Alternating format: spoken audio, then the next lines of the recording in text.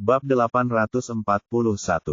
Saat Huan terjatuh dari tebing, suara si kecil tiba-tiba terdengar di telinganya. Kehidupan tuan rumah dalam bahaya. Mengaktifkan sistem transfer darurat. Sesaat kemudian, dia mendapati dirinya berdiri di puncak gunung dengan altar di depannya.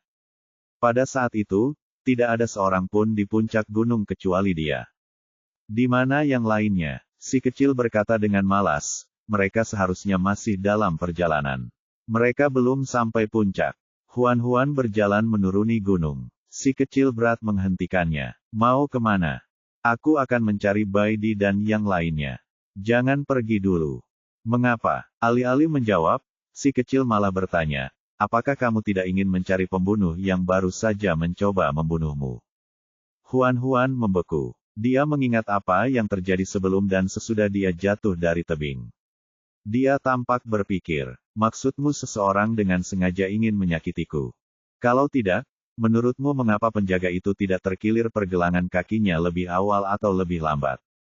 Mengapa dia terkilir pergelangan kakinya saat kamu berada di sisi tebing? Meskipun binatang buas yang bisa menjadi penjaga kuil 10.000 binatang buas tidak memiliki keterampilan seperti keempat rekanmu, mereka jauh lebih kuat daripada binatang buas biasa.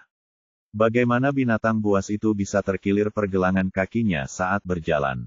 Selain itu, dia kebetulan memilih saat yang kritis seperti itu. Tidakkah menurutmu itu terlalu kebetulan? Huan berkata perlahan, mungkin dia terlahir dengan kaki datar, jadi pergelangan kakinya mudah terkilir saat berjalan. Petik 2. Kurasa ada yang kurang dalam otakmu. Cepat makan kacang kenari untuk menyehatkan otakmu. Ahem. Aku hanya bercanda. Kamu sama sekali tidak punya selera humor.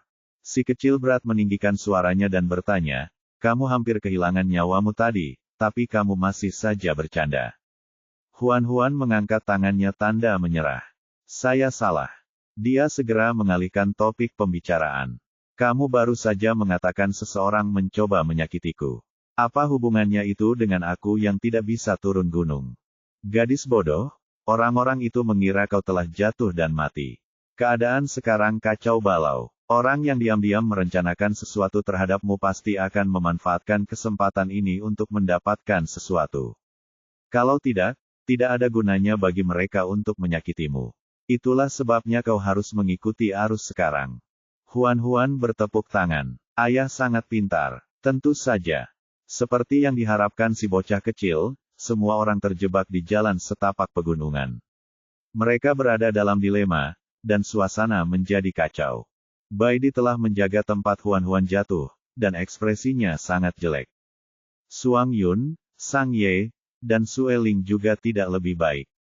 Wajah mereka pucat, dan mereka sangat kesakitan sehingga mereka berharap mati saja. Terutama Sue Ling yang memuntahkan darah. Melihat ini, Jian Yi segera berkata, ini adalah reaksi dari kontrak pasangan. Cepatlah dan bantu mereka beristirahat. Seseorang langsung berkata, bagian belakangnya terhalang. Kita tidak bisa turun gunung. Kita harus naik dulu. Kalau begitu, mari kita naik gunung. Tapi Nona Huan. Jian Yi melambaikan tangannya dan memberi instruksi dengan suara pelan, jangan khawatir tentang itu untuk saat ini. Ayo cepat naik gunung. Kita akan mengirim seseorang ke kaki gunung untuk mencari mayatnya nanti. Baiklah. Semua orang membantu Sue Ling dan yang lainnya naik gunung. Sue Ling tidak mau pergi. Huan masih di sini. Aku tidak akan pergi. Aku ingin bersamanya. Jian Yi mengerutkan kening dan menasihati, Nona Huan sudah meninggal. Kau harus ikut naik gunung bersama kami. Kau tidak bisa tinggal di sini lagi. Sayangnya, Sue Ling sama sekali tidak mendengarkannya. Suang Yun dan Sang Ye juga menolak untuk bergerak. Pada akhirnya, Jian Yi tidak punya pilihan selain meminta Leng Xiao dan Suang Jing membantu memaksa Baidi, Suang Yun, Sang Ye, dan Sue Ling mendaki gunung. Setelah orang di depan bergerak, jalan pegunungan segera menjadi mulus. Orang-orang mendaki gunung satu demi satu. Tak lama kemudian, semua orang telah mencapai puncak gunung. Baidi, Suang Yun, Sang Ye, dan Sue Ling dibantu untuk beristirahat di tempat teduh. Jian Yi dan Leng Xiao berdiri di samping dan berdiskusi dengan suara pelan tentang apa yang harus dilakukan selanjutnya. Huan, yang seharusnya bertugas memimpin upacara, tiba-tiba jatuh dari tebing. Sekarang dia sudah meninggal, bagaimana upacara ini bisa diadakan? Yang paling penting, jika pewarisnya meninggal, siapa yang akan mengambil alih posisi nabi? Semua orang berdiskusi dengan suara pelan dengan pikiran yang berbeda-beda. Pada saat ini, tetua pertama berjalan keluar. Dia meninggikan suaranya dan berkata, meskipun Lady Huan sudah tiada, upacara 10.000 binatang buas harus tetap dilanjutkan. Kalau tidak seorang pun dari kita yang dapat memikul tanggung jawab untuk membuat marah para dewa binatang buas. Semua orang berhenti berbicara dan menatapnya. Jian Yi bertanya dengan sungguh-sungguh, kami mengerti apa yang Anda katakan, tetapi tanpa Nona Huan, siapa yang akan memimpin upacara ini? Tetua pertama berkata, jika kau percaya padaku, aku dapat memimpin upacara untuk sementara waktu menggantikan Nona Huan. Begitu dia selesai bicara, tetua ketiga di belakangnya segera menyusul. Tetua pertama telah berpartisipasi dalam upacara ini berkali-kali. Dia berpengalaman, berkualifikasi, dan memiliki status tinggi. Tidak ada seorang pun yang hadir lebih cocok untuk memimpin upacara ini daripada dia. Banyak orang selain dia yang setuju. Sebagian besar dari mereka adalah anggota perkumpulan tetua. Sisanya hanya ingin memanfaatkan kesempatan untuk membuat masalah dan menonton keributan. Jian Yi tidak memberikan jawaban langsung. Dia menoleh ke arah Leng Xiao. Bagaimana menurutmu? Leng Xiao berkata dengan tenang, memimpin upacara adalah masalah yang sangat penting. Dengan status kita tidak dapat memutuskan masalah ini. Saya sarankan kita meminta pendapat Raja semua binatang. Jian Yi menghampiri Raja Binatang Buas dan dengan hormat meminta pendapatnya. Raja segala binatang disebut Hezong. Setelah mendengar pertanyaan Jian Yi, Hezong berpikir sejenak. Baik dari segi pengalaman maupun kualifikasi, tetua pertama memang kandidat yang paling cocok di sini, tapi apa? Kalau ada yang mau kamu katakan, katakan saja. Ini saat yang kritis. Masalah ini harus diselesaikan secepatnya, atau akan mudah menimbulkan masalah. Hezong melanjutkan, namun untuk memimpin upacara tersebut, Anda harus memiliki artefak suci. Jika tidak, Anda tidak dapat membuka altar. Altar di depan mereka tampak biasa saja, tetapi sebenarnya ada mekanisme tersembunyi. Jika seseorang ingin membuka altar yang sebenarnya, seseorang harus menggunakan artefak suci. Banyak orang tahu tentang ini, tetapi apa yang baru saja terjadi begitu tiba-tiba sehingga Jian Yi dan Leng Xiao mengabaikannya. Jika Hezong tidak menyebutkannya, mereka pasti sudah melupakannya. Suang Jing berkata, artefak suci itu awalnya berada di tangan sang nabi. Kemudian, dia memberikan artefak suci itu kepada Nona Huan. Jian Yi tampak khawatir. Tapi Nona Huan sudah. Dia terdiam, tetapi dia masih belum bisa mengucapkan kata, mati. Semua orang mengerti maksudnya. Tanpa artefak ilahi, bahkan jika seseorang bersedia memimpin upacara, mereka tidak akan dapat membuka altar. Upacara 10.000 binatang tetap tidak akan diadakan. Apa yang harus mereka lakukan sekarang? Tetua pertama berkata dengan santai, apakah pisau tulang ini adalah artefak suci yang kamu bicarakan? Semua orang melihat ke arah suaranya dan melihat bahwa dia telah mengeluarkan pisau tulang putih. Ada beberapa orang yang hadir yang pernah melihat pisau tulang sebelumnya. Mereka segera berjalan ke arah tetua pertama dan memeriksa pisau tulang itu dengan saksama. Hezong mengangguk. Itu memang artefak dewa. 3 lainnya mengangguk setuju. Suang Jing segera bertanya, bukankah artefak suci itu ada di tangan Nona Huan? Mengapa ada di tanganmu? Tetua pertama berkata dengan bangga, sebelum Nabi pergi, dia diam-diam menyerahkan artefak suci ini kepadaku untuk diamankan. Dia sudah lama menduga hal ini akan terjadi dan secara khusus memerintahkanku untuk mengeluarkan artefak suci saat ini sehingga upacara 10.000 binatang dapat diselenggarakan dengan lancar. Adapun artefak suci di tangan Lin Huan, itu palsu. Bab 842. Begitu tetua pertama selesai berbicara, terjadi keributan. Sueling memegang dadanya dan menjawab dengan lemah, Apa hakmu untuk mengatakan bahwa artefak suci di tangan Huan-Huan itu palsu? Bukti apa yang kamu miliki? Artefak suci di tanganku adalah bukti terbaik. Sueling menggertakkan giginya dan bertanya, siapa yang bisa membuktikan bahwa artefak suci di tanganmu itu asli? Tetua pertama sangat percaya diri. Bukankah Raja Binatang Buas baru saja membuktikan bahwa pisau tulang di tanganku adalah artefak dewa? Baidi yang tadinya diam, tiba-tiba angkat bicara. Mungkin ini tiruan. Kelihatannya memang begitu. Raja Binatang Buas telah ditipu olehmu. Tetua pertama mencibir. Ini hanya tebakanmu. Apa kau punya bukti?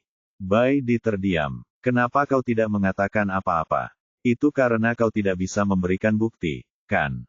Tetua pertama mendesak dengan dingin. Leng Xiao memotongnya. Kita akan tahu setelah kita mencobanya. Suang Jing mengangguk. Benar sekali. Selama kamu bisa membuka altar itu berarti itu adalah artefak dewa yang asli. Kalau tidak bisa, itu pasti palsu. Kalau begitu, mari kita coba. Tetua pertama melangkah maju. Di bawah tatapan yang tak terhitung jumlahnya, dia berjalan ke tengah altar. Di tengah altar terdapat panggung batu melingkar dengan lubang hitam kecil di tengahnya. Tetua pertama berlutut di atas panggung batu dan melantunkan doa dengan suara pelan. Kemudian, di hadapan semua orang, ia memasukkan pisau tulang di tangannya ke dalam lubang kecil itu. Ketika bilah pedang itu benar-benar masuk ke dalam lubang kecil itu, sesepuh pertama tak dapat menahan senyum bangganya. Dia menatap Baidi, Suang Yun, Sang Ye, dan Sueling. Lihat, ini adalah artefak dewa yang sesungguhnya. Mari kita lihat apa lagi yang bisa kamu katakan. Sueling menyeka darah dari sudut mulutnya dan berkata perlahan, lanjutkan. Altarnya belum dibuka. Sepertinya kau tidak akan kembali sampai kau menabrak tembok. Lalu aku akan menunjukkan siapa yang memiliki artefak dewa yang sebenarnya. Tetua pertama mengencangkan cengkeramannya pada gagang pedang dan memutarnya keras ke kanan. Akan tetapi, tidak peduli seberapa keras dia mencoba, pisau tulang di tangannya tidak bergerak. Hati tetua pertama menjadi hancur. Seharusnya tidak demikian. Dulu, ketika dia menyaksikan sang nabi memimpin upacara, dia dapat dengan mudah memutar artefak suci itu dengan sedikit usaha. Mengapa artefak suci ini tidak bisa bergerak saat berada di tangannya? Mungkinkah artefak ilahi itu mengenali sang nabi sebagai tuannya dan menolak membiarkan orang lain menggunakannya? Mustahil. Pada titik ini, dia hanya bisa maju dan tidak mundur. Sekalipun artefak dewa itu tidak bekerja sama, dia harus membuatnya patuh dan menerimanya sebagai tuan barunya. Tetua pertama menggertakkan giginya dan terus meningkatkan kekuatan di tangannya. Wajahnya perlahan memerah, urat-urat di dahinya menonjol. Buku-buku jarinya memutih saat ia memegang gagang pisau. Tiba-tiba terdengar bunyi klik. Pisau tulang patah menjadi dua. Gagang pisau itu terpisah dari bilahnya. Sang tetua melihat gagang di tangannya, lalu ke bilah pisau yang masih berada di lubang kecil itu. Wajahnya berubah dari merah menjadi putih. Semua orang melihat pemandangan ini. Suasana menjadi sangat sunyi. Aduh, Sueling terkekeh. Tawanya tidak keras, tetapi sekarang terdengar sangat jelas dan kasar. Tetua pertama tidak percaya. Bagaimana ini bisa terjadi? Bagaimana ini bisa terjadi? Jian Yi dan Leng Xiao sudah melangkah ke altar. Mereka memeriksa lubang itu dengan saksama dan memastikan bahwa lubang itu terhalang oleh bilah pedang yang patah. He Zong berjalan mendekat dan melihat lubang yang tersumbat. Dia mengerutkan kening dan berkata, artefak suci itu terbuat dari tanduk unicorn. Tidak akan bisa pecah. Jian Yi bertanya, apakah kau mengatakan bahwa artefak dewa ini palsu? Semua orang memandang pada tetua pertama. Tetua pertama sudah panik, tetapi dia masih berpura-pura tenang. Mungkin artefak suci ini sudah lama tidak digunakan dan rusak. Tidak mungkin itu palsu. Tiba-tiba terdengar suara yang jelas. Kamu sudah merusaknya, dan kamu masih berani mengatakan itu asli. Orang lain mungkin tidak dapat mengetahuinya, tetapi Baidi, Suang Yun, Sang Ye, dan Sueling segera mengenali suara Huan-Huan. Mereka pun bersemangat dan tidak mau repot-repot berpura-pura terluka. Mereka segera berdiri dan mencari sumber suara itu. Penatua pertama sudah merasa bersalah. Ketika mendengar ini, dia langsung bertanya dengan keras, "Siapa kamu? Beraninya kamu bertindak misterius di altar? Keluarlah. Aku ada di kakimu." Kali ini, tidak hanya tetua pertama tetapi juga Jian Yi, He Zong, Leng Xiao, dan Suang Jing melihat ke bawah. Lantainya licin dan rata di bawah kaki mereka. Tidak ada seorang pun di sana. Suara Huan-Huan terdengar lagi. "Silakan keluar, atau aku tidak akan bisa membuka pintu." Jian Yi, Zong Leng Qiao, dan Suang Jing segera berjalan menuruni peron batu. Meskipun tetua pertama dipenuhi dengan kecurigaan, ada begitu banyak orang yang mengawasinya. Dia tidak bisa dengan sengaja tinggal dan tidak pergi. Dia hanya bisa mengikuti mereka berempat perlahan menuruni panggung batu. Setelah semua orang pergi, suara berderit tiba-tiba datang dari panggung batu. Rasanya seperti batu yang bergesekan satu sama lain. Sesaat kemudian, sebuah patung batu besar muncul dari tengah panggung batu. Di samping patung batu itu terdapat 4 pilar batu tebal dengan totem 100 binatang. Patung batu itu tingginya lebih dari 4 meter. Ukirannya sangat abstrak. Orang hampir tidak bisa melihat sosok manusia, tetapi orang tidak bisa membedakan apakah itu laki-laki atau perempuan. Di bahu patung batu itu duduk seorang perempuan kecil. Suang Yun berseru, "Huan-Huan." Huan-Huan melambaikan tangan kepada orang-orang di bawah panggung dan tersenyum. "Halo." Dia merasa bahwa membuat penampilannya seperti ini sangatlah mencolok. Namun, si kecil berat mengeluh keras dalam hatinya, "Kamu kelihatan bodoh sekali." Huan-Huan, sistem ayah yang menyebalkan. Tak seorang pun menyangka Lady Huan-Huan yang seharusnya telah meninggal setelah jatuh dari tebing, akan hidup kembali. Bukan hanya itu saja, dia juga telah membuka altar yang sesungguhnya. Suang Jing berpikir cepat. Dia berlutut di tanah dan berteriak, "Artefak suci di tangan Lady Huan-Huan adalah artefak suci yang sebenarnya. Lady Huan-Huan telah kembali dari kematian. Ini adalah kehendak para dewa binatang." Jian Yi dan Leng Xiao juga berlutut. Bai Di, Suang Yun, Sang Ye, dan Sue Ling berlutut tanpa ragu.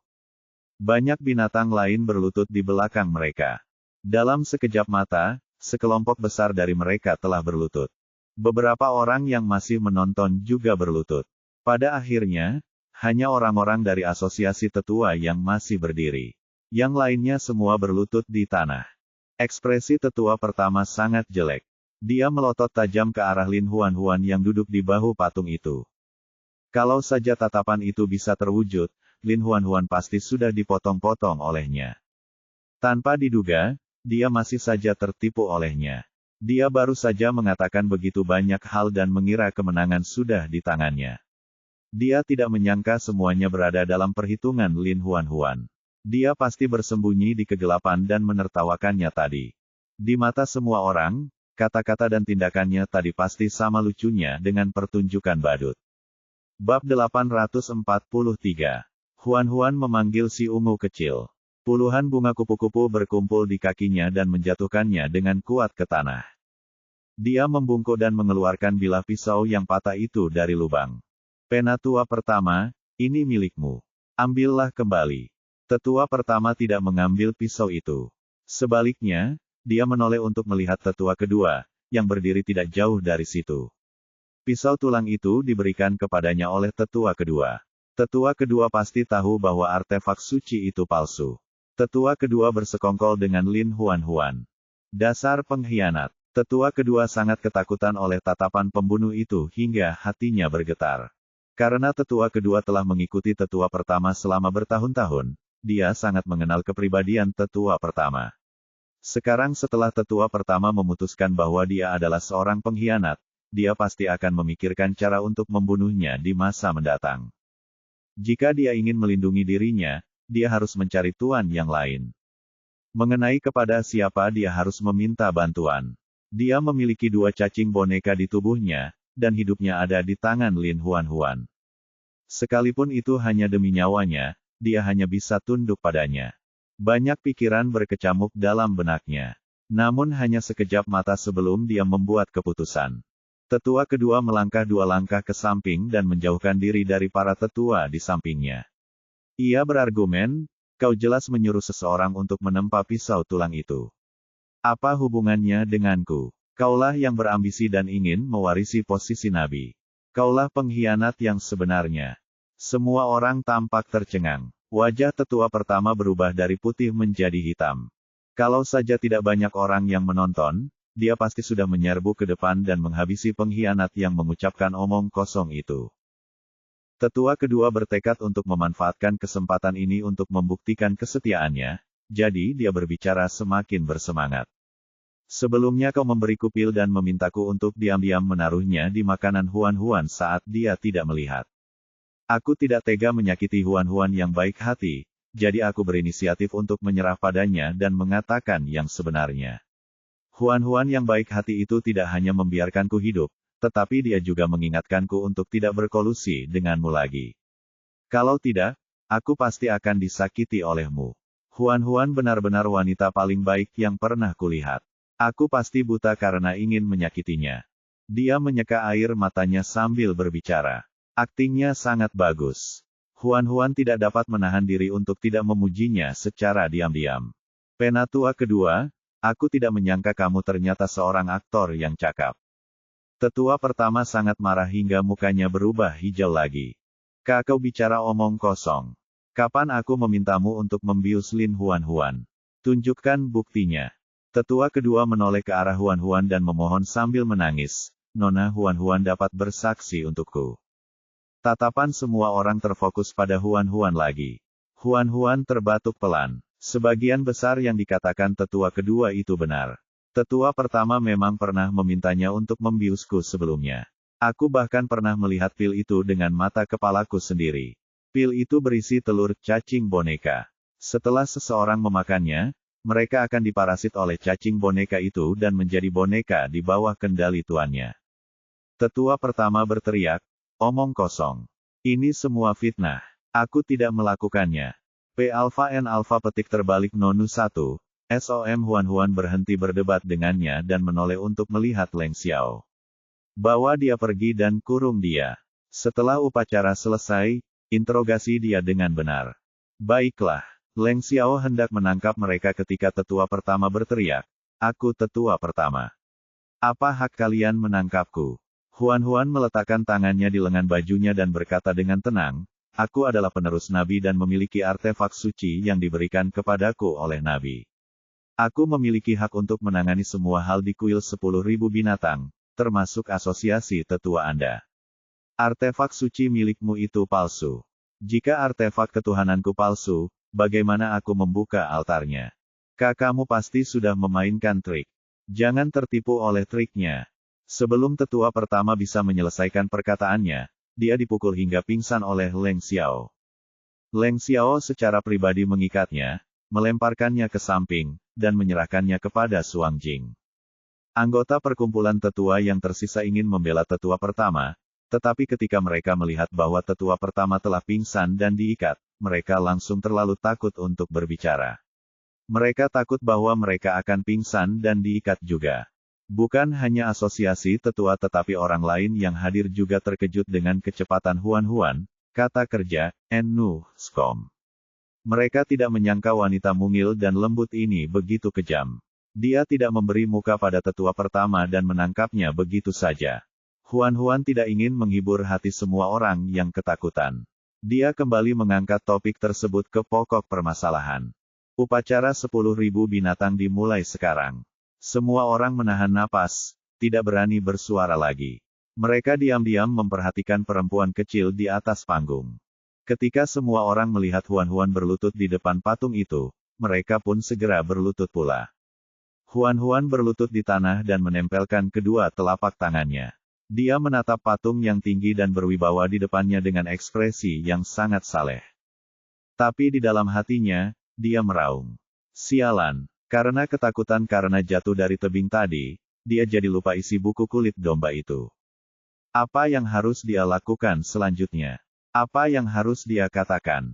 Astaga, jika dia pergi ke Jianyi sekarang untuk meminta buku kulit domba, apakah dia akan dikejar menuruni gunung oleh semua orang? Huan-Huan menundukkan tubuhnya dan menempelkan dahinya ke tanah. Semua orang di bawah peron menirunya dan menempelkan dahi mereka ke tanah. Begitu sunyinya, sampai-sampai suara napas pun dapat terdengar. Huan ingin menangis. Yinji, aku mengecewakanmu. Aku mempermalukanmu. Di saat kritis itu, si kecil mengingatkannya. Jika kamu benar-benar tidak ingat, berdansa saja.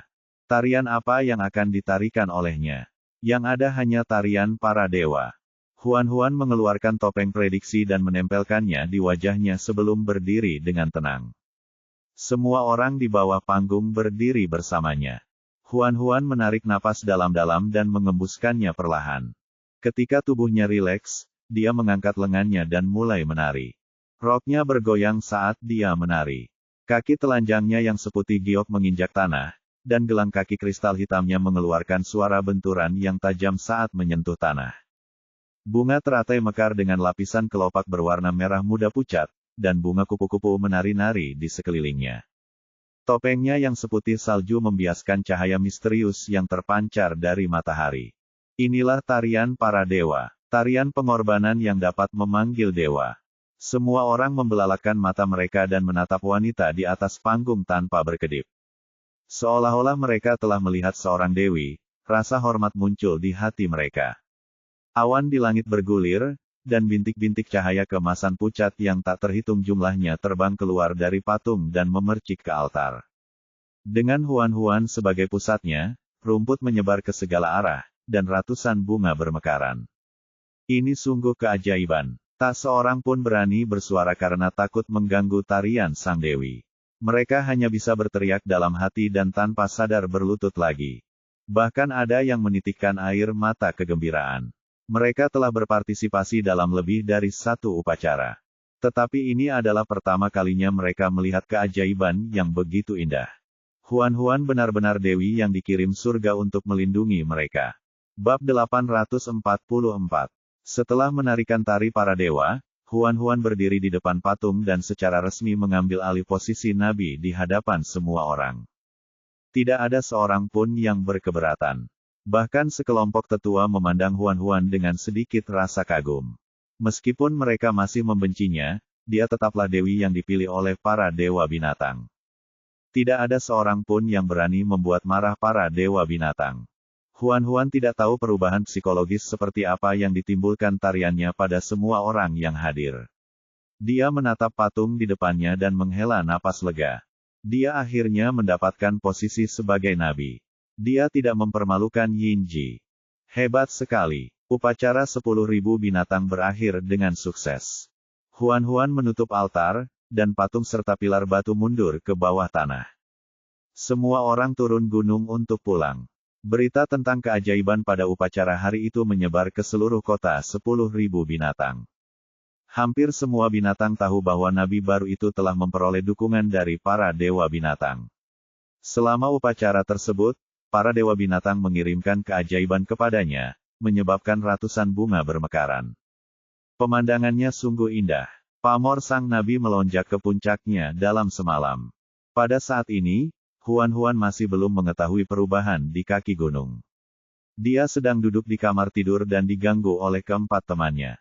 Baidi berkata, "Aku tahu kau ingin menyingkirkan tetua pertama, tetapi ada banyak cara untuk menyingkirkannya.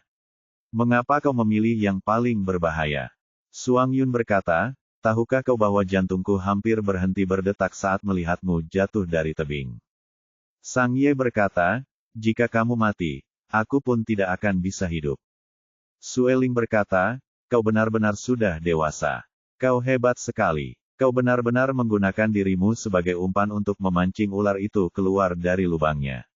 Lagi pula, kau tidak memberitahu kami sebelumnya.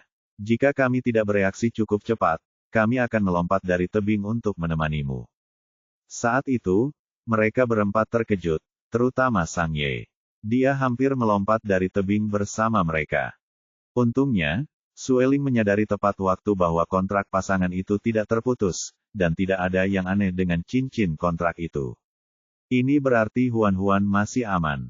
Dia menghentikan Sang Ye yang hendak melakukan sesuatu yang bodoh.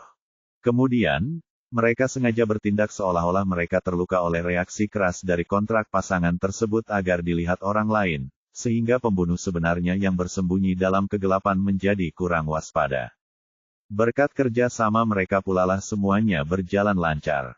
Huan tidak bisa mengangkat kepalanya. Dia berlutut di lantai, membungkukkan bahunya, dan berkata dengan lembut, "Itu kecelakaan. Demi Tuhan, aku tidak ada hubungannya dengan itu." Bai Di, Suang Yun, Sang Ye, dan Sue Ling memandangnya tanpa ekspresi. Jelaslah mereka tidak mempercayainya. Huan berkata perlahan, "Jika kau tidak percaya padaku, kau bisa menginterogasi penjaga yang terkilir pergelangan kakinya. Aku menduga bahwa tetua pertama secara diam-diam mengatur agar dia dengan sengaja menyakitiku. Aku benar-benar tidak mengetahuinya sebelumnya." Mendengar itu, dia tiba-tiba teringat dan menepuk pahanya. "Oh tidak, aku lupa tentang penjaga itu. Dia pasti telah melarikan diri dalam kekacauan itu." Sue Ling mencibir, "Begitu sesuatu terjadi padamu, aku menyuruh seseorang untuk menangkap penjaga itu." Huan merasa rileks dan tersenyum ramah. "Kau sangat perhatian. Betapapun bijaksananya aku tidak bisa dibandingkan denganmu. Beraninya kau mempertaruhkan nyawamu untuk hal seperti ini." Tidak peduli bagaimana Huan menjelaskan, mereka berempat menolak untuk percaya bahwa dia benar-benar tidak merencanakannya. Alasannya sederhana. Bai Di berkata, "Jika kamu benar-benar tidak tahu sebelumnya, bagaimana kamu secara ajaib muncul di altar di puncak gunung setelah jatuh dari tebing di depan umum?" Huan menjawab dalam hatinya, "Karena aku punya si kecil nakal." Tetapi kebenaran ini tidak dapat diungkapkan. Dia hanya bisa mencari cara untuk memaafkan dirinya sendiri. "Sebenarnya, aku tidak jatuh dari tebing. Aku menggunakan bunga kupu-kupu untuk terbang ke puncak gunung, lalu menggunakan artefak suci untuk membuka altar dan bersembunyi di dalamnya." "Mengapa kamu bersembunyi?" Huan berkata dengan lugas, "Tentu saja, karena aku ingin menonton pertunjukan yang bagus dan melihat siapa yang ingin menyakitiku." Bai Di membantunya meringkas. "Setelah kamu jatuh dari tebing, kamu langsung menggunakan bunga kupu-kupu untuk terbang ke puncak gunung, tempat kamu bersembunyi di altar. Ketika pembunuh yang sebenarnya muncul, kamu menunjukkan dirimu dan menangkapnya. Benarkah?" Huan menganggukkan kepalanya. Keempatnya berkata serempak, "Sungguh rencana yang hebat. Bahkan kami pun tertipu olehmu." Huan, kata kerja, "Enu, Skom. Beraninya kau bilang kau tidak tahu." Huan memegangi kepalanya karena kesakitan yang amat. Dia benar-benar tidak bisa membersihkan namanya sekarang. Bai Di, Suang Yun, Sang Ye, dan Sue Ling bangkit dan berjalan keluar. Huan segera menghentikan mereka. "Kalian mau kemana?" Bai Di berkata, "Kamu tidak membutuhkan kami lagi." Suang Yun berkata, "Ayo berkemas dan kembali ke Rock City." Sang Ye berkata, "Aku tidak menyangka kau bahkan tidak mempercayai kami." Sue Ling berkata, "Kami akan pergi sekarang agar tidak mengganggu kalian." Huan, apa yang harus dia katakan? Dia hanya bisa merangkak dan menghalangi pintu kamar. Dia menolak untuk bergerak. "Kamu tidak bisa pergi." Mereka berempat menatapnya tanpa ekspresi. Mereka saling memandang cukup lama. Huan akhirnya tidak tahan lagi dan terpaksa menundukkan kepalanya serta mengakui kesalahannya. "Aku salah." Selama mereka tinggal, tidak masalah jika dia harus mengatakan bahwa dia telah melakukan kesalahan. Dia harus fleksibel. Bai Di berkata, "Apa kesalahanmu? Aku seharusnya tidak berbohong padamu. Apalagi pula, aku seharusnya tidak mempertaruhkan nyawaku pada hal-hal seperti itu dan membuat kalian semua takut." Bai Di memandang Suang Yun, Sang Ye, dan Sue Ling di sampingnya. "Apakah kita akan memaafkannya?" Suang Yun berkata, "Bukan tidak mungkin untuk memaafkannya." Huan sangat tersentuh. "Suang Yun, kamu adalah yang terbaik bagiku di saat kritis seperti ini." Bai Di, Sang Ye, dan Sue Ling mencibir. "Benar sekali. Suang Yun adalah yang terbaik untukmu. Kami sama sekali tidak baik padamu." Huan langsung terdiam dengan ekspresi kesal. Tidak peduli apa yang dikatakannya sekarang, dia salah. Dia hanya bisa diam. Sue Ling berkata, "Prasyarat untuk mendapatkan pengampunan kami adalah kalian harus memberi kami masing-masing hadiah." Bai Di berkata, 10 hari. Suang Yun berkata, dan itu tidak mungkin sama. P alpha PD alpha petik terbalik nonu 1 petik terbalik SOM Sang Ye memikirkannya dengan serius. Kamu harus membuatnya sendiri. Huan langsung setuju tanpa berpikir panjang. Oke, aku akan memberimu hadiah. Selama mereka tinggal, segala hal lainnya bisa dibicarakan kemudian. Setelah menghibur keempat temannya, Huan menghela napas lega.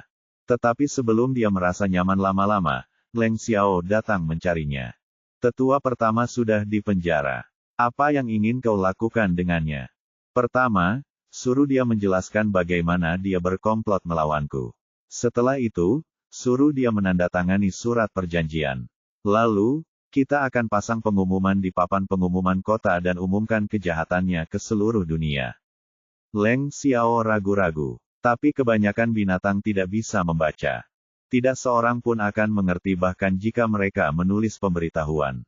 Huan melambaikan tangannya. Kalau begitu, kirim binatang yang terpelajar untuk menjaga pengumuman itu dan bacakan isi pengumuman itu dengan suara keras kepada binatang-binatang itu. Mereka harus membacanya setidaknya 3 kali sehari. Saya akan melakukannya sekarang. Bab 845. 845 Betapa setengah hati. Leng Xiao sangat efisien. Keesokan paginya, sebuah pengumuman tentang kejahatan yang dilakukan oleh tetua pertama ditempel di papan pengumuman kota. Seseorang ditempatkan di sana untuk membacakannya dengan suara keras. Hanya dalam sehari, berita tentang sesepuh pertama yang berencana membunuh nabi baru dan merebut tahta menyebar ke seluruh kota 10.000 binatang. Tak seorang pun menyangka tetua yang dihormati itu begitu ambisius. Tanda seru. Kalau saja nabi itu tidak cerdik dan tidak membuat persiapan sebelumnya, perempuan itu pasti sudah dipenggal dan tetua pertama pasti berhasil. Kejahatan yang dilakukannya dapat dihukum mati. Hukuman mati dilakukan dengan mencap narapidana dengan tanda yang melambangkan kejahatannya. Kemudian, mereka mengikat narapidana ke pilar batu dan menjemurnya di bawah terik matahari hingga narapidana tersebut kering. Ini bukanlah akhir. Mayat yang sudah kering akan dikirim ke daerah terlarang di pegunungan. Jiwa mereka tidak akan pernah bisa bereinkarnasi. Dikatakan bahwa hukuman ini khusus digunakan untuk menangani penjahat serius. Huan merasa bahwa mengeringkan seseorang hidup terlalu lama. Tidak hanya merupakan bentuk penyiksaan, tetapi juga membuang-buang waktu. Bukankah akan jauh lebih mudah jika langsung mengeksekusinya? Jian Yi berkata dengan hormat, hukuman ini terlalu mudah mengingat dia mencoba membunuhmu. Ini tidak akan bisa mengintimidasi orang lain. Kamu baru saja naik tahta. Kamu harus bersikap dingin dan tegas. Kamu harus membuat semua orang takut padamu dari lubuk hati mereka. Huan bergumam pelan, bukankah aku akan menjadi seorang tiran? Apa katamu? Tidak apa-apa. Huan terbatuk pelan. Kalau begitu, mari kita lakukan apa yang kau katakan. Baiklah. Jian Yi menundukkan kepalanya dan meninggalkan ruangan. Pintunya tertutup, meninggalkan Huan sendirian di dalam ruangan. Dia menopang dagunya dengan satu tangan dan mulai berpikir tentang hadiah apa yang sebaiknya dia berikan kepada keempat lelaki di rumah. Dia harus membuat hadiah untuk masing-masing dari mereka sendiri, dan hadiahnya tidak boleh sama. Dia hanya punya waktu 10 hari. Sebaiknya aku membuatkan pakaian untuk mereka masing-masing. Setiap pakaian akan memiliki warna yang berbeda. Akan bagus setelah sedikit mengubah gayanya. Si kecil perlahan mengingatkannya, dengan keahlianmu, apakah kamu yakin bisa membuat 4 set pakaian yang sama sekali berbeda dalam 10 hari? Aku tidak berpikir begitu. Biasanya ia membutuhkan waktu setidaknya sehari untuk membuat satu gaun kecil untuk dirinya sendiri. Jika untuk Baidi dan yang lainnya, ia akan membutuhkan waktu 3 hingga 4 hari hanya untuk membuat satu set pakaian. Si kecil berat terus menambah bahan bakar ke dalam api. Bahkan jika kamu bekerja siang dan malam, apakah menurutmu pakaian yang kamu buat benar-benar dapat diberikan kepada orang lain? Baidi dan Sang Ye adalah yang terbaik dalam membuat pakaian di rumah. Biasanya, mereka berdua mengerjakan semua pekerjaan menjahit di rumah.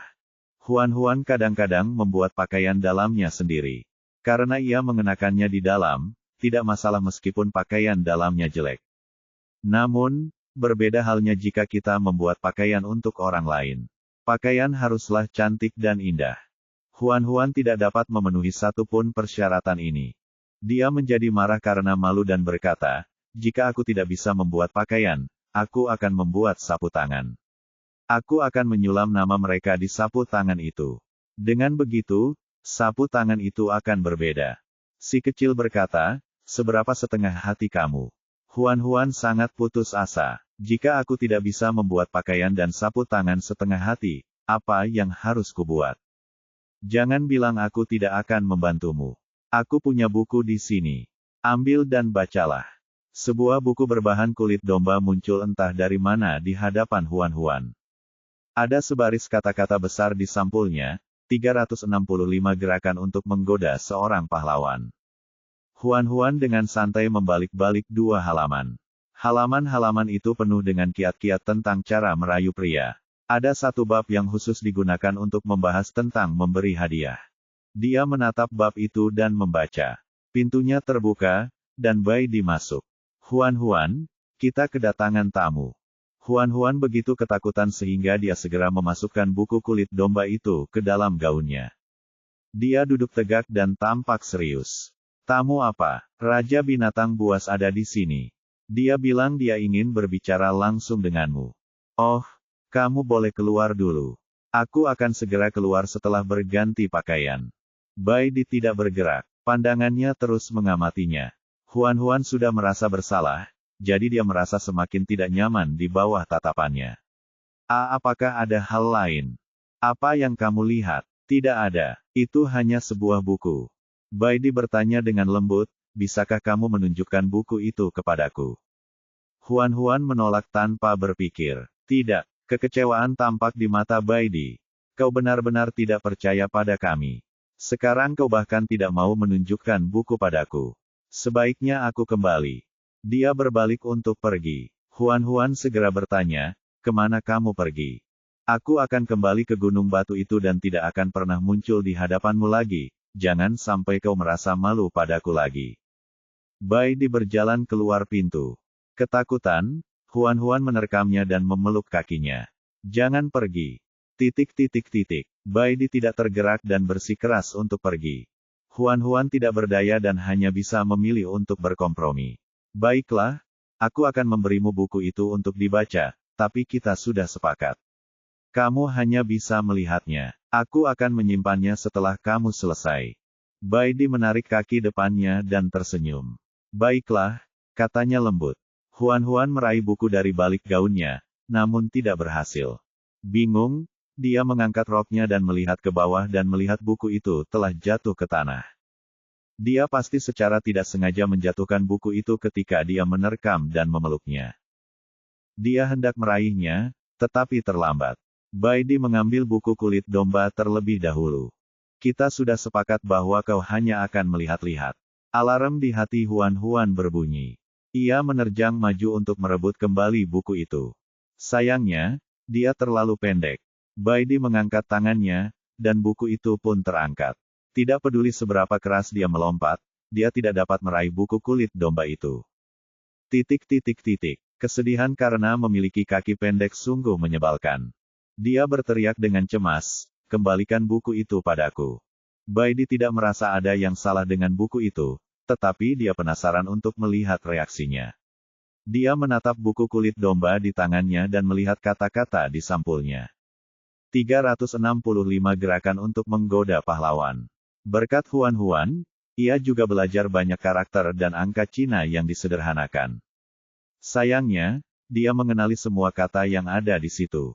Bai Di menatapnya, nadanya begitu lembut hingga hampir meluap. Mengapa kamu membaca buku seperti itu?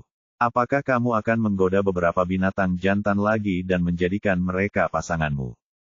Huan menggelengkan kepalanya cepat dan berkata tidak. Pembohong. Huan hampir menangis. Aku tidak berbohong. Aku mengatakan yang sebenarnya. Bai Di menggelengkan kepalanya. Mereka bilang wanita menyukai yang baru dan membenci yang lama. Aku tidak menyangka kau seperti itu, tapi Huan tidak bisa membela diri. Apa yang bisa kulakukan agar kau percaya padaku? Bai Di mengembalikan buku itu padanya. Bakar saja dan aku akan mempercayaimu. Huan segera berkata, baiklah, aku akan membakarnya nanti. Mari kita pergi menemui Raja semua binatang buas terlebih dahulu. Kita tidak boleh membiarkannya menunggu terlalu lama. Dia belum selesai membaca buku ini. Dia tidak bisa membakarnya untuk saat ini. Dia harus menyelesaikannya terlebih dahulu. Tidak, bakar saja sekarang. Aku ingin melihatmu membakarnya. Petik 2, petik 2. Apa lagi yang bisa dilakukan Huan? Dia hanya bisa menyalakan buku kulit domba di depan Baidi. Baidi tidak merasa puas sampai tubuhnya benar-benar berubah menjadi abu. Baiklah, aku akan menemanimu menemui Raja Binatang Buas sekarang. Bab 846. Ini adalah pertama kalinya Huan melihat He Zong sejak upacara berakhir. Meskipun dia adalah Raja semua binatang, statusnya harus setara dengan Huan. Akan tetapi, selama bertahun-tahun, teokrasi selalu menunjukkan tanda-tanda mengesampingkan kewenangan kerajaan, jadi bahkan setelah melihat Huan, He Zong masih terbiasa membungkuk. Dia menempelkan tinjunya ke dadanya dan membungkuk sedikit. Nona Nabi. Huan melambaikan tangannya. Panggil saja aku Huan. Ketika mereka duduk, Baidi membawakan 2 mangkuk teh bunga dan dengan lembut meletakkannya di hadapan mereka. He Zong menyesap tehnya dan tersenyum. Sudah lama aku mendengar bahwa teh bungamu sangat unik. Setelah meminumnya hari ini, rasanya memang unik. Jika kamu menyukainya, aku akan meminta seseorang untuk mengemas sekantung bunga kering agar kamu bisa meminumnya nanti. Terima kasih atas kebaikan Anda. Huan bertanya mengapa dia ada di sini hari ini. Sejujurnya, aku datang kepadamu kali ini untuk memintamu bersikap lunak terhadap tetua pertama. Huan sedikit terkejut. Apakah kamu di sini untuk memohon keringanan hukuman atas nama tetua pertama? Aku benar-benar tidak menyadari bahwa kamu begitu dekat dengannya. He Zong menghela napas. Sebenarnya aku tidak punya banyak hubungan dengannya. Kami tidak berinteraksi kecuali jika perlu. Semua orang tahu tentang ini. Tidak perlu bagiku untuk sengaja menyembunyikannya darimu. Lalu mengapa kamu memohon padanya? Pada saat ini, hampir semua orang telah meninggalkan tetua pertama. Mereka berharap bisa menjauh sejauh mungkin darinya, takut mereka akan terlibat. He Zong merupakan satu-satunya orang yang berinisiatif berbicara membelanya. Penatua pertama adalah kepala asosiasi tetua. Dia telah berkuasa selama bertahun-tahun dan memiliki kualifikasi yang sangat tinggi. Meskipun dia sendiri yang menyebabkan hal ini, kualifikasinya masih ada. Jika Anda langsung menjatuhkan hukuman mati kepadanya, saya khawatir dia akan mendapat reputasi buruk karena bersikap dingin dan kejam. Yang lain mungkin merasa gugup. Jika terjadi kesalahan, mereka mungkin akan bergabung untuk menekan Anda. He Zong masuk akal. Namun Huan tidak memberikan jawaban langsung.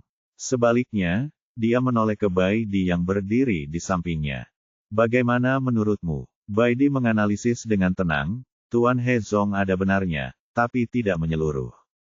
Melihat seseorang membalasnya, He Zong tidak hanya tidak marah, tetapi dia juga berpura-pura mendengarkan. Katakan padaku, apa yang tidak lengkap tentang hal itu? Ada hukum nasional dan aturan keluarga. Karena dia melakukan kesalahan, dia harus menerima hukumannya sebagaimana dinyatakan dalam hukum.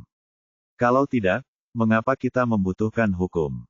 Jika kita membuat presiden untuk tetua pertama dan mengampuni nyawanya, apa yang harus kita lakukan jika orang lain mengikuti teladannya di masa depan? Haruskah kita membunuh mereka atau tidak? He Zong tidak menjawab dan tampak berpikir. Baidi melanjutkan, itulah salah satu alasannya. Kedua, Huan baru saja naik tahta.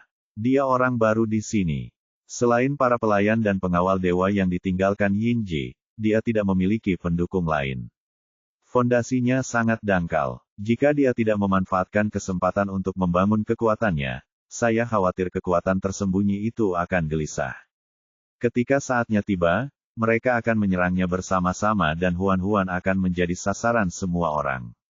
Apa yang akan dia lakukan? He Zong tidak tahu bagaimana menjawabnya. Baidi berkata, terakhir, Huan telah memasang pengumuman untuk berurusan dengan tetua pertama.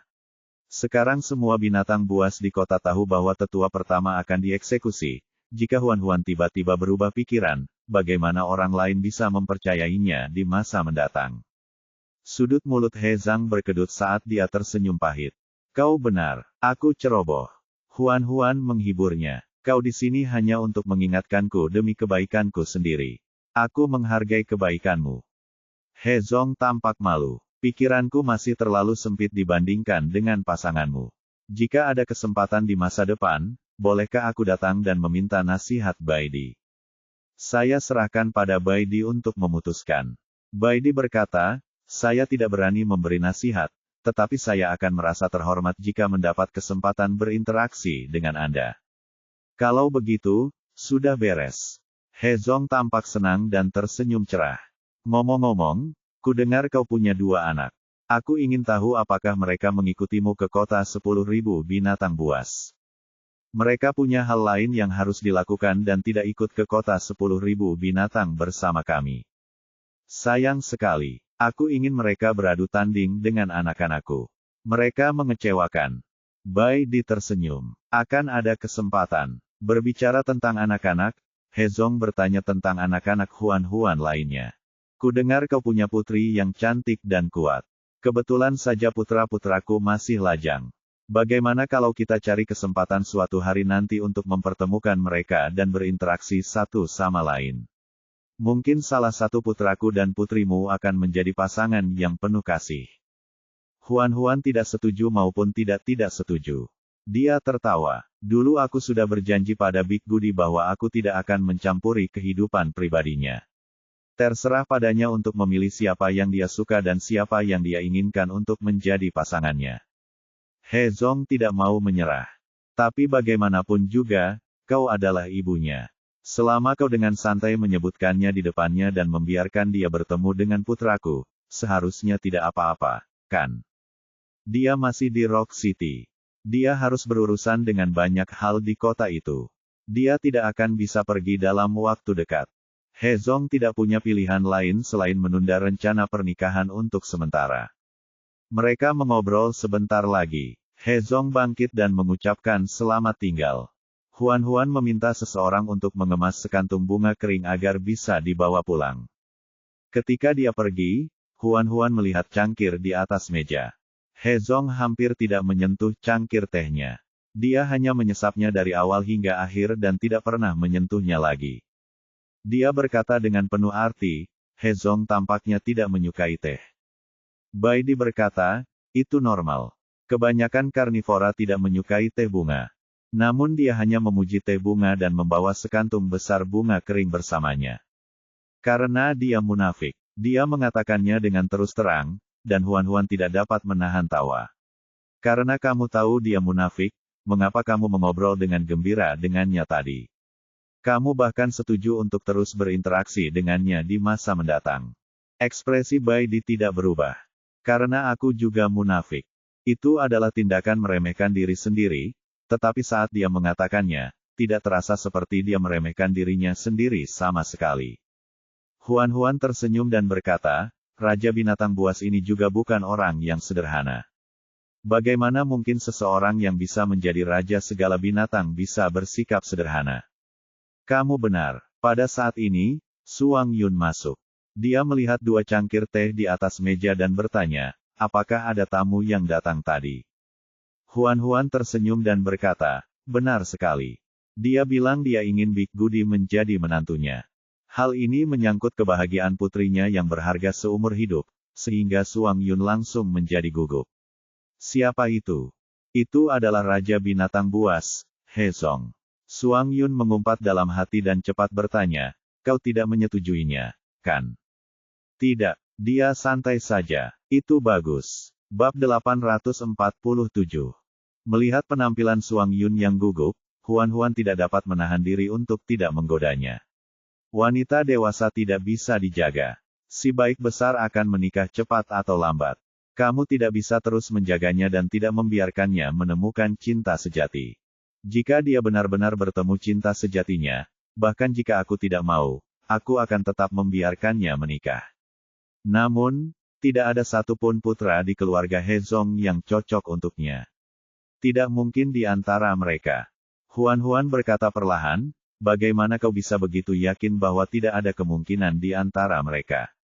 He Zong ingin Big Goody menikahi putranya bukan karena dia pikir dia luar biasa, tetapi karena dia ingin menggunakan identitasnya untuk menjadi mertuamu.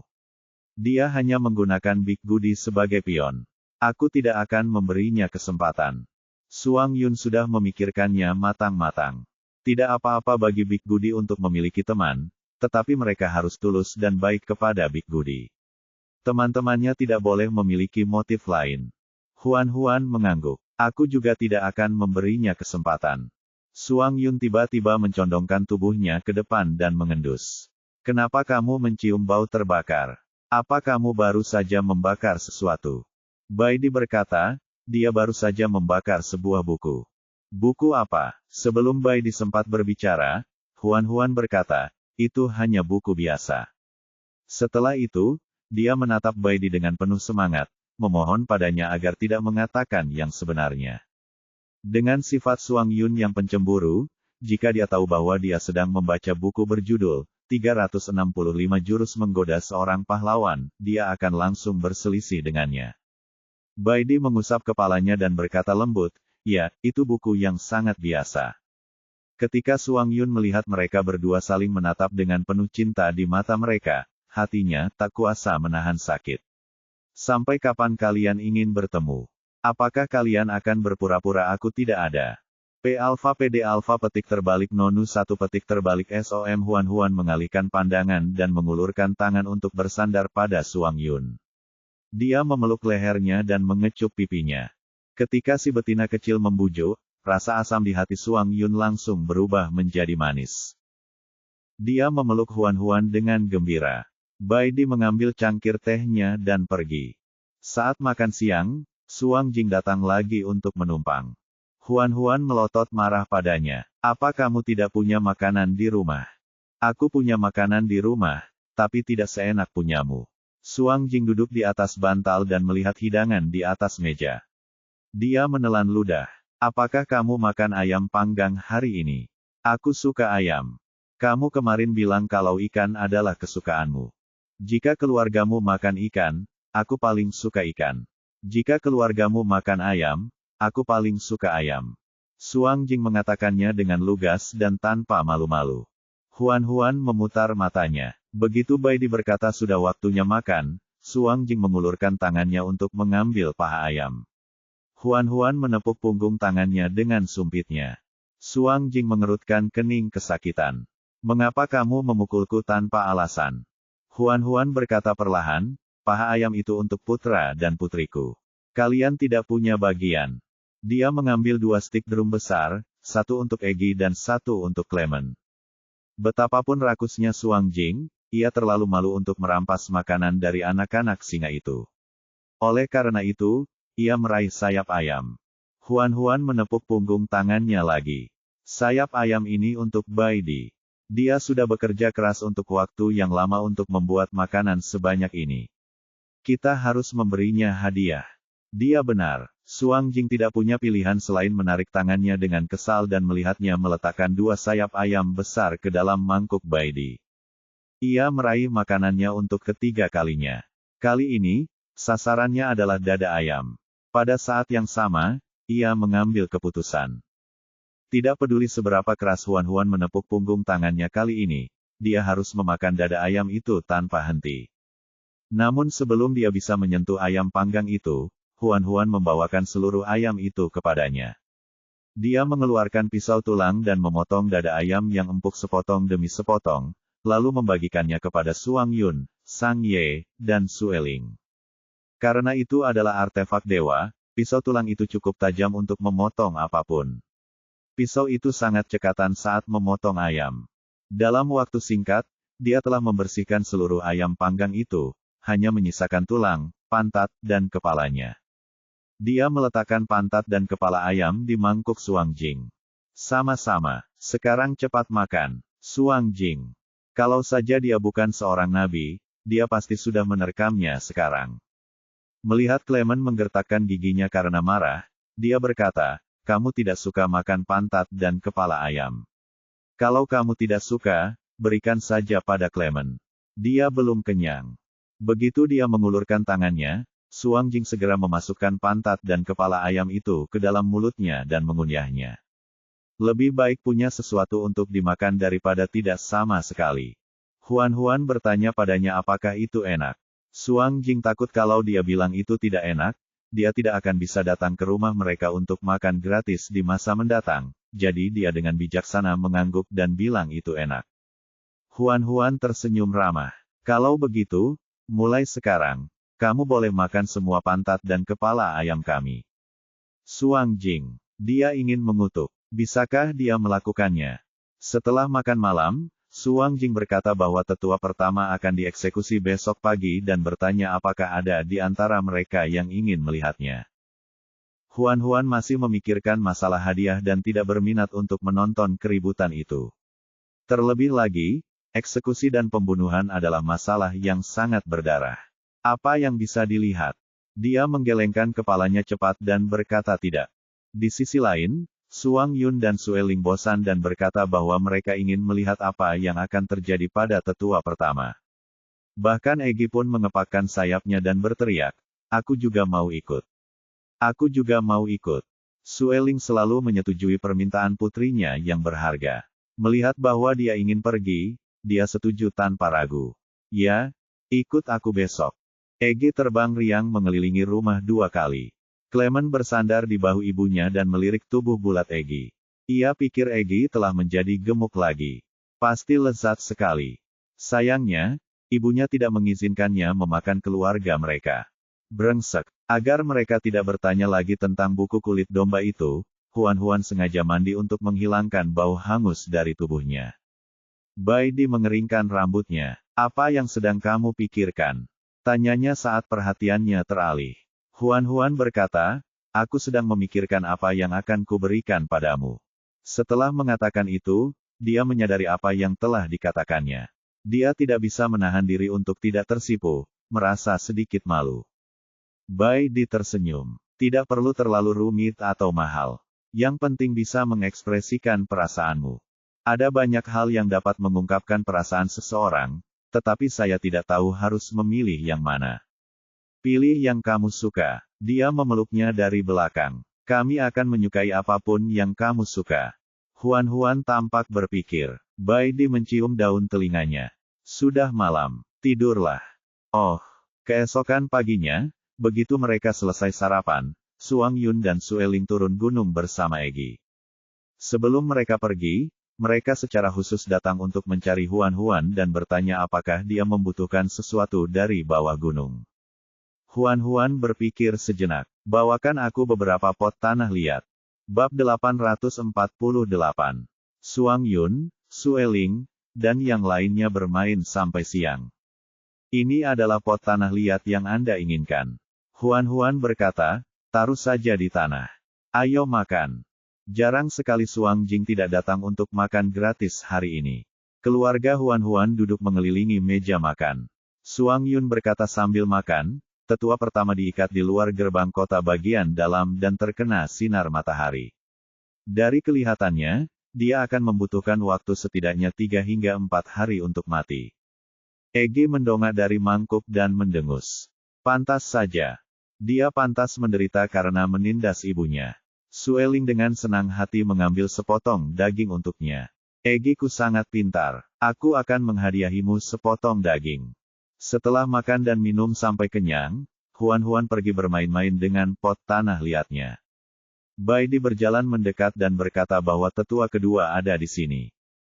Huan bertanya, apa yang dia lakukan di sini? Pasti tentang masalah dia sebagai pendeta tinggi di kuil Dewa Matahari. Jika dia tidak mengatakan apa-apa, Huan akan melupakan ini. Dia meletakkan pekerjaannya dan mencuci tangannya. Biarkan dia datang. Bai Di berbalik dan hendak pergi. Tak lama kemudian, tetua kedua pun tiba. Begitu melihat Huan, dia langsung berlutut dan membungkuk. Sikapnya sangat hormat. "Salam, Nabi. Semoga Anda menguasai dunia dari generasi ke generasi." Huan tidak tahu apakah harus tertawa atau menangis. Mengapa ucapannya terdengar seperti berasal dari acara TV? Dia melambaikan tangannya, bangun dan bicara. "Terima kasih, Nabi." Tetua kedua berdiri, tetapi dia tetap bersikap hormat dan rendah hati. Sekarang setelah tetua pertama dijatuhi hukuman, saya khawatir dia tidak akan hidup lama. Asosiasi tetua tidak memiliki pemimpin. Saya ingin tahu siapa yang akan Anda biarkan mengambil alih posisi tetua pertama. Dalam ikatan tetua, orang yang memiliki status tertinggi adalah tetua pertama. Sekarang setelah tetua pertama dijatuhi hukuman mati, tetua kedua tentu saja memiliki status tertinggi. Huan berkata, saya berencana untuk membubarkan asosiasi tetua dan membangunnya kembali. Mendengar ini, ekspresi tetua kedua berubah drastis. Dia langsung berkata, kamu tidak bisa melakukan itu. Mengapa tidak? Sejak berdirinya kuil 10.000 binatang buas, asosiasi tetua telah ada.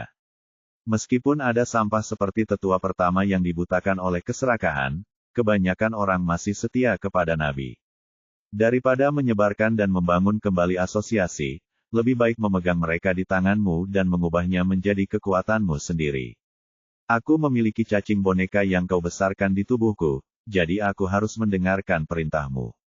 Ini berarti kau dapat mempercayaiku sepenuhnya. Jika kau dapat menyerahkan asosiasi tetua kepadaku, aku pasti akan membantumu dengan sepenuh hati.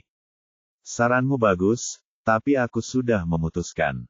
Ekspresi Huan tampak santai, tetapi nadanya tidak perlu dipertanyakan lagi.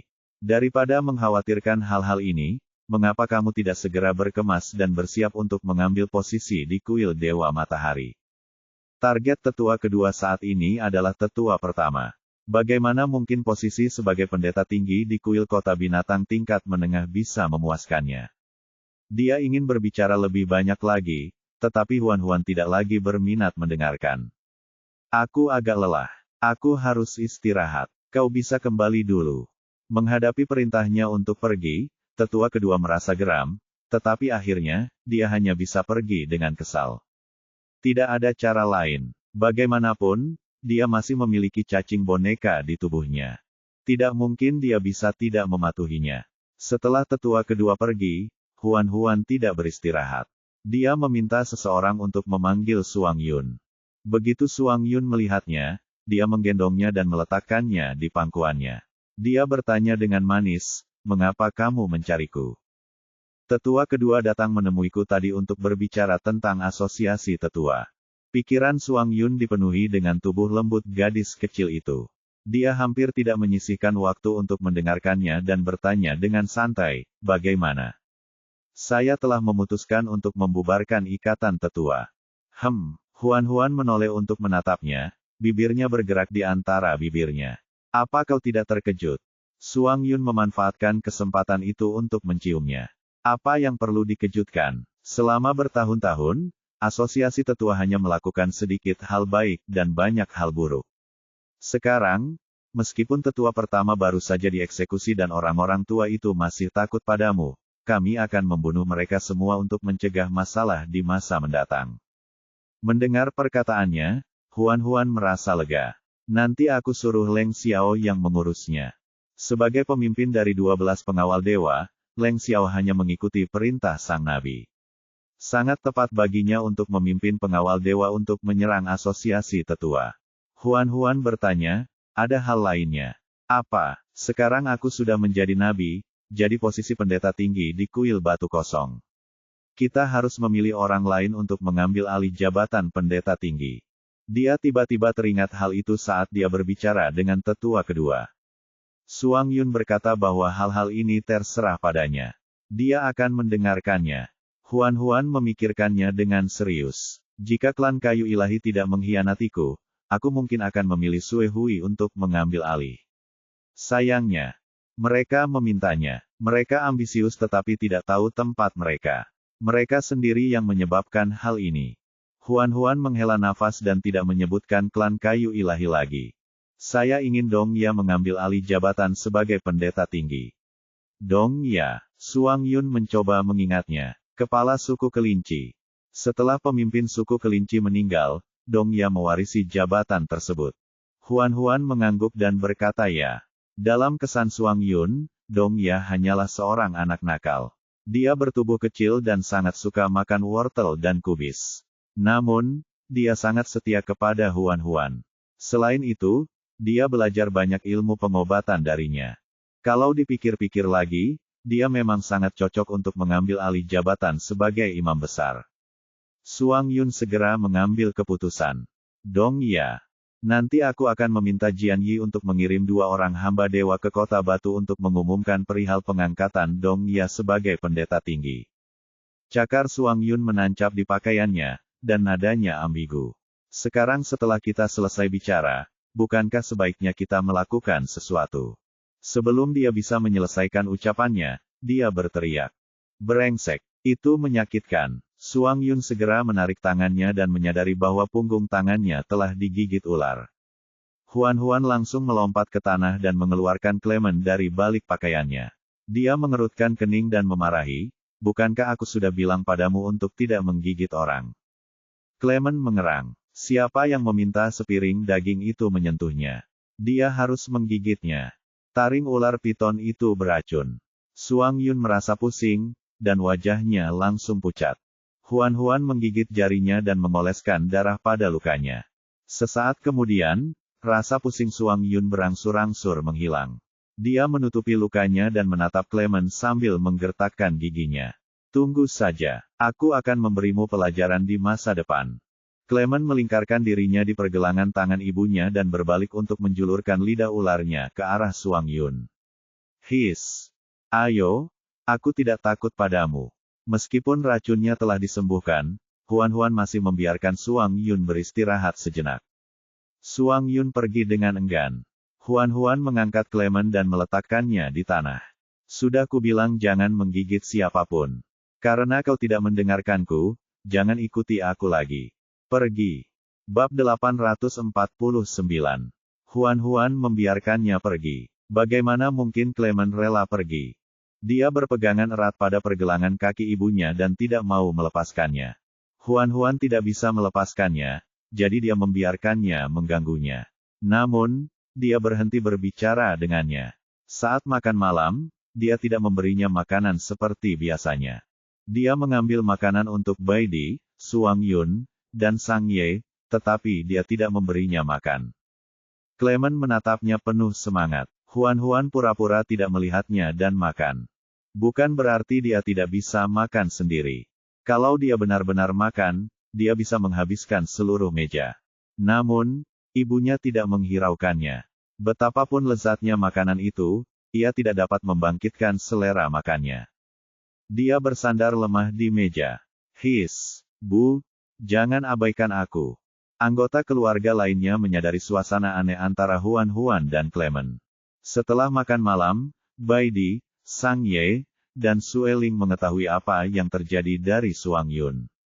Bai Di berkata, Clement perlu diajari untuk tidak menggigit orang. Huan Huan sedang memberinya pelajaran. Meskipun Sang Ye tidak menyukai Clement, dia tetaplah putranya. Mendengar orang luar mengatakan hal itu tentang putranya, dia tidak dapat menahan diri untuk membela Clement. Clement masih anak-anak.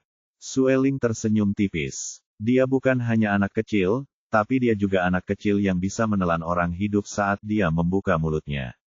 Sang Ye, dia memang tidak pandai berbicara sejak awal. Ketika berbicara dengan Sue Ling yang fasih berbicara, dia malah semakin buruk dalam berbicara. Suang Yun menyentuh luka yang sudah sembuh. Jangan khawatir, Huan Huan sangat merindukan Clement. Dia pasti tidak akan mempersulitnya. Mungkin mereka akan berbaikan besok pagi. Dia memang tidak senang digigit, tetapi Clement tetaplah seorang anak kecil. Dia tidak akan berdebat dengan seorang anak kecil. Malam itu, Huan Huan tidur dengan Suang Yun. Clement mencoba menyelinap ke bawah selimutnya, tetapi dia menangkapnya dan melemparkannya keluar ruangan. Tidak ada kunci di dunia ini, jadi dia secara khusus meminta seseorang untuk membuat baut kayu untuk pintunya. Dia menarik baut kayu dan mendorong Clement keluar. Dia menolak untuk membuka pintu setelah menutupnya dan memasuki ruangan. Dia ingin menggigit pintu dengan giginya seperti terakhir kali. Dia baru memakan 2 gigitan saat Bai Di memperhatikannya. Bai Di mengambilnya dan menyerahkannya kepada Sang Ye. Jaga putramu baik-baik. Jangan biarkan dia mengganggu istirahat Huan Huan. Begitu Clement sampai ke tangan Sang Ye, dia mulai berjuang mati-matian. Sang Ye menatapnya dengan dingin. Kau sudah membuat ibumu marah, tetapi kau masih saja mengganggu istirahatnya. Apa kau berencana untuk benar-benar bertengkar dengannya? Clement berkata, aku tidak akan mengganggu istirahat ibu. Aku hanya ingin bersamanya. Sang Ye berkata, ibumu marah saat melihatmu sekarang. Selama kamu muncul di hadapannya, dia pasti tidak akan bisa beristirahat dengan baik. Clement berkata, desisan. Aku tidak peduli. Aku ingin bersama ibu. Sang Ye membawanya ke hadapannya. Jangan membuat masalah bagi ibumu.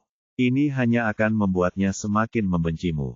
Dua hal yang paling ditakuti Clement adalah kelaparan dan ibunya mengabaikannya. Ibunya sudah mengabaikannya sekarang. Jika dia membencinya, dia pasti akan merasa lebih buruk dari kematian. Dia memutar tubuhnya. Apa yang harus aku lakukan agar ibu memaafkanku? Tetaplah di sini dan jangan ganggu istirahatnya. Minta maaf padanya besok pagi. Meskipun Clement masih tidak menyukai sepotong daging di depannya, satu-satunya orang yang bisa memahaminya sekarang adalah Sang Ye. Untuk mendapatkan pengampunan ibunya, dia hanya bisa mendengarkan Sang Ye. Ketika Suang Yun bangun keesokan paginya, dia baru saja membuka pintu ketika dia melihat seekor ular hitam kecil tergeletak di luar.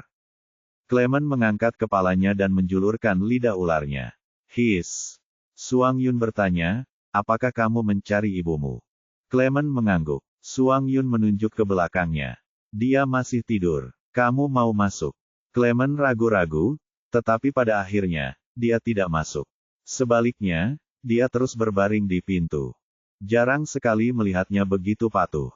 Suang Yun merasa heran. Setelah dia keluar, dia sengaja membiarkan pintu terbuka sedikit. Clement menjulurkan kepalanya melalui celah pintu dan menatap penuh semangat ke arah ibunya yang masih tertidur. Saat Huan bangun, langit sudah cerah. Dia bangkit dan berpakaian. Dia menguap saat berjalan keluar. Begitu dia melangkah melewati ambang pintu, dia menginjak sesuatu yang licin. Dia mundur karena takut. Huan menunduk dan menyadari Clement tergeletak di tanah. Dia baru saja menginjaknya. Dia segera membungkuk dan mengangkatnya untuk memeriksa tubuhnya. Mengapa kamu berbaring di depan pintu?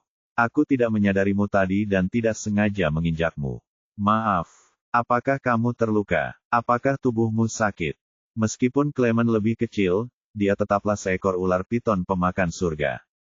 Bagaimana mungkin dia terluka oleh langkah ringannya? Namun saat ia melihat ibunya gelisah, ia mendapat ide dan mengambil kesempatan itu untuk menjatuhkan diri ke pelukan ibunya, sambil tampak lemah. Melihat ini, Huan mengira dirinya terluka parah dan menjadi semakin gugup. Dia menggendong Clement ke kamar dan dengan lembut membaringkannya di tempat tidur. Aku akan membuatkanmu obat. Tunggu aku di sini. Setelah Huan pergi, Clement segera membuka matanya dan berguling-guling di bawah selimut. Selimutnya masih hangat dari ibunya. Sangat nyaman. Huan berjalan ke dapur dan menyingsingkan lengan bajunya untuk menyeduh obat. Baidi yang sedang menyiapkan sarapan melihatnya dan langsung bertanya, apa yang sedang kamu lakukan? Saya menginjak Clement dan melukainya.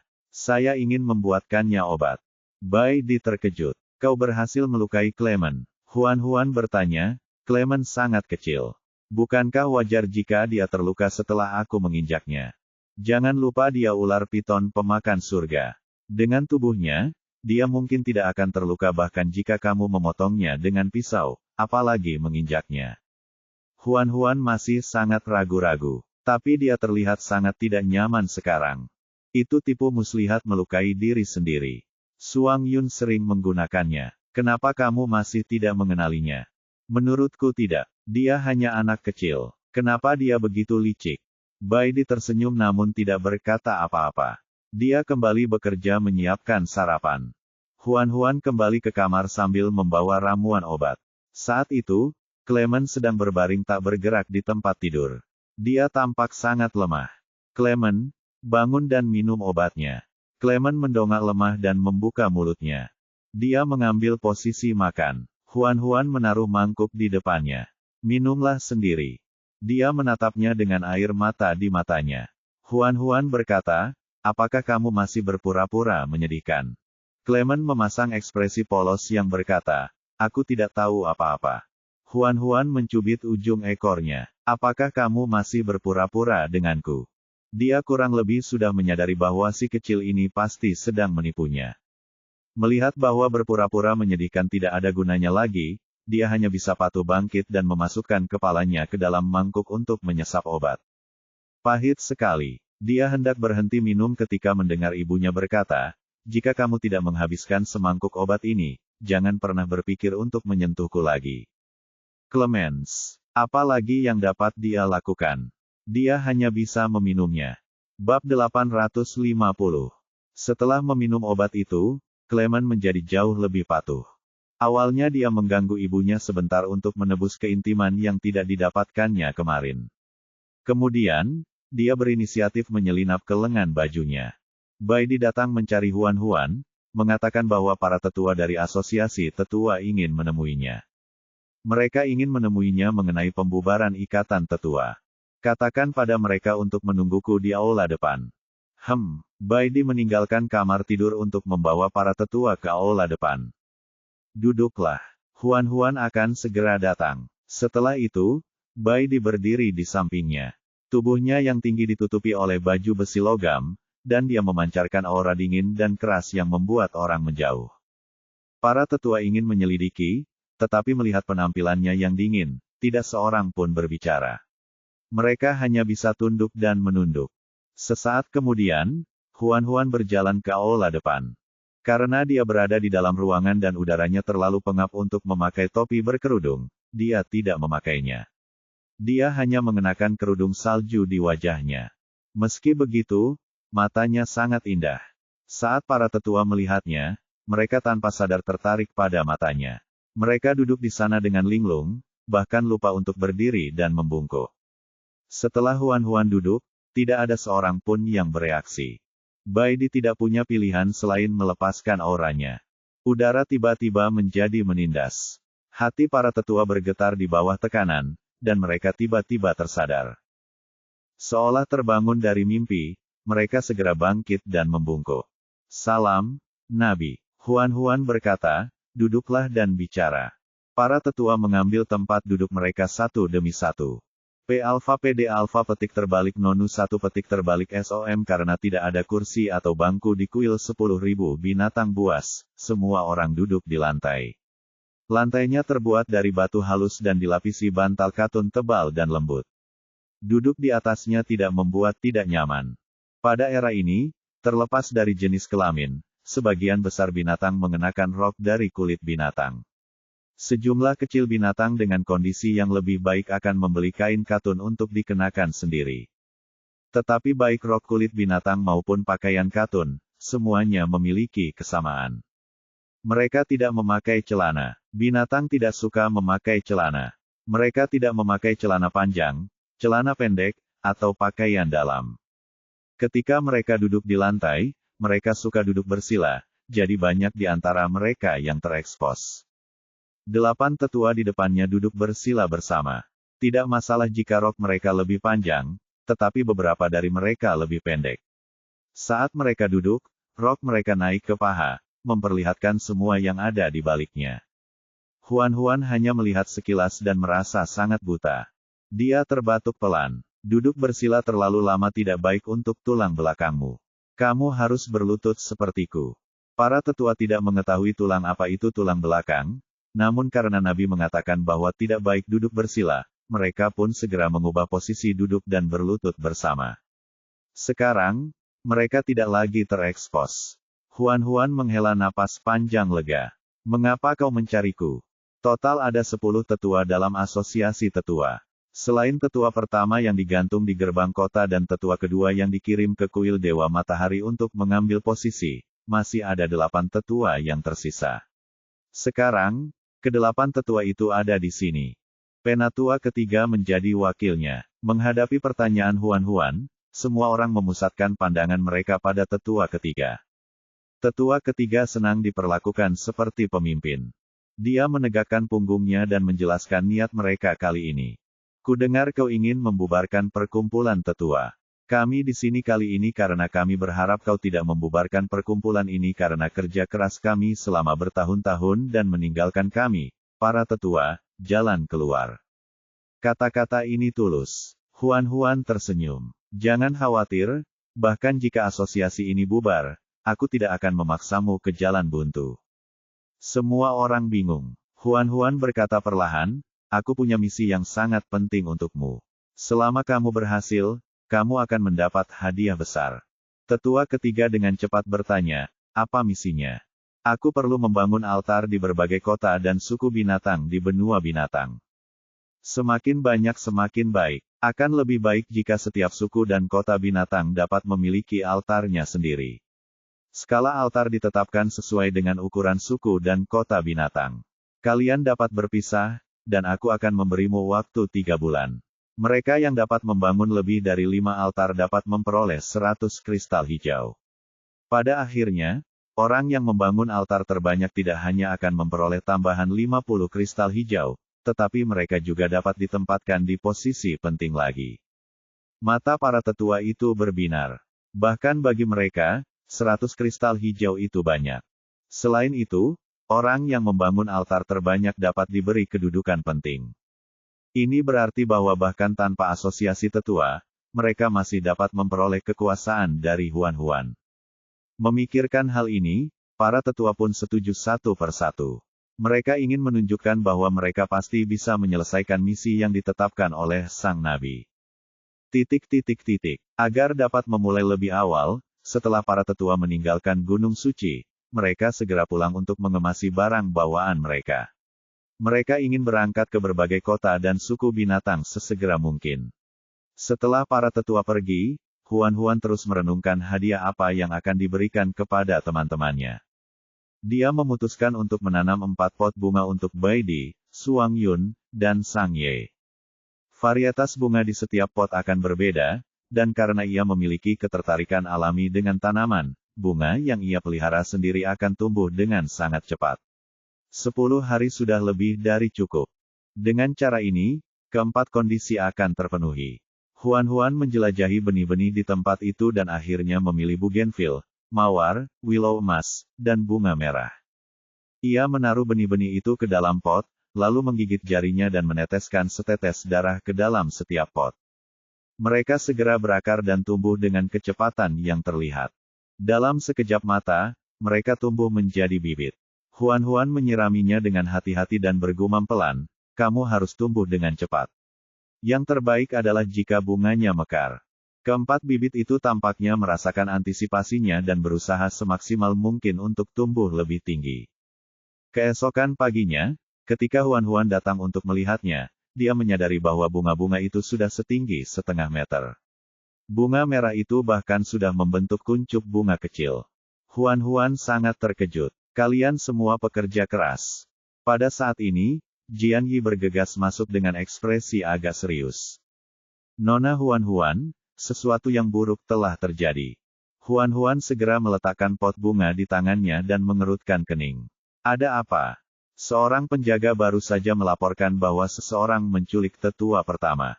Apa? Huan tiba-tiba berdiri. Seseorang benar-benar menculik penjahat dari tempat eksekusi di siang bolong. Kirim seseorang untuk mengejar mereka segera. Kita tidak bisa membiarkan tetua pertama pergi.